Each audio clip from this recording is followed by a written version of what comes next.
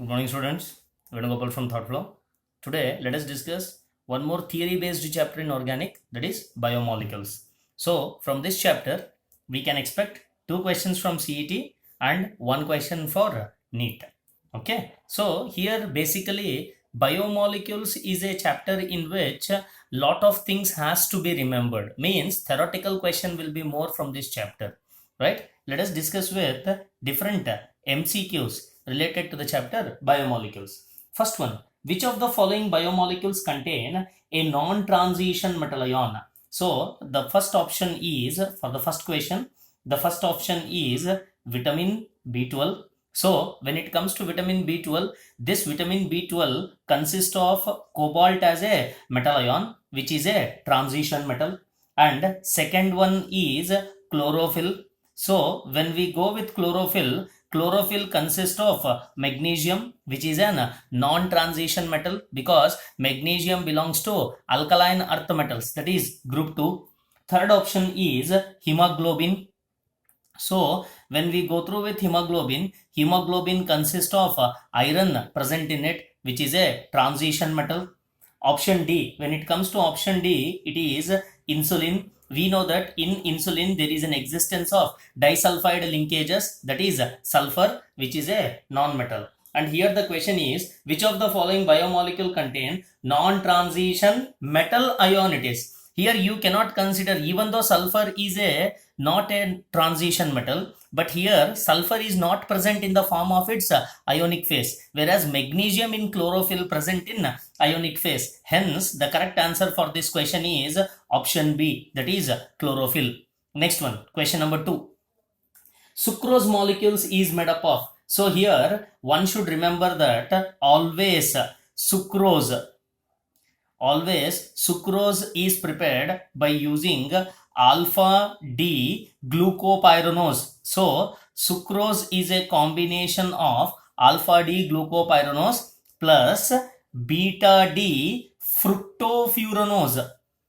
So always sucrose is a disaccharide which is obtained by the combination of alpha D glucopyranose plus beta D fructofuranose. And here it consists of 1,2 glycosidic linkage.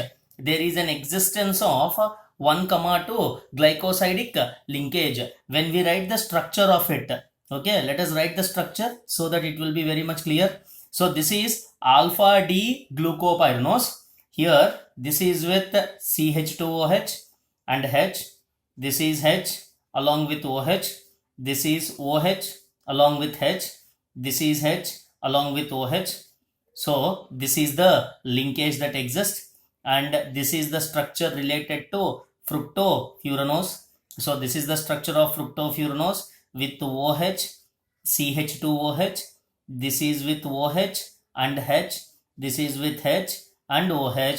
Here there is an existence of CH2OH. So when we see this particular linkage is called as alpha 1,2 glycosidic linkage. Hence the correct option for the given question is, it is a combination of glucopyranose and fructofuranose, which is given by the option B. Next one, question number 3.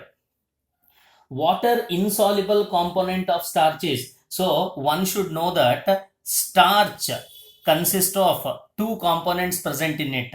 The first component is called as amylose and the second component is called as amylopectin. When it comes to amylose, amylose is a polymer which is soluble in water. Amylose is water soluble, whereas amylopectin is water insoluble in its nature. Here the question is water insoluble component of starch. The water insoluble component of starch is what? Amylopectin. Here this amylopectin is given by the option A.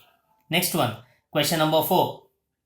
A nanopeptide contains dash peptide linkages. So here one should know that when it comes to peptide bond is nothing but the linkage of an peptide. So here dipeptides, when it comes to dipeptides has one peptide bond. So any dipeptide consists of one particular peptide bond, and these peptide bonds are formed by the elimination of water molecule when two amino acids combine together. When two amino acids combine together by the elimination of water, a peptide bond is formed. Here, dipeptides consist of one peptide bond present in it. When I consider a tripeptide, and this tripeptide consists of two peptide bonds present in it. In the same way, what they have given here, nanopeptide. So, nanopeptide consists of how many peptide bonds? So, when I consider a nanopeptide consists of 8 peptide bonds present in it. Hence, the correct option is given by what? Option B, which is 8.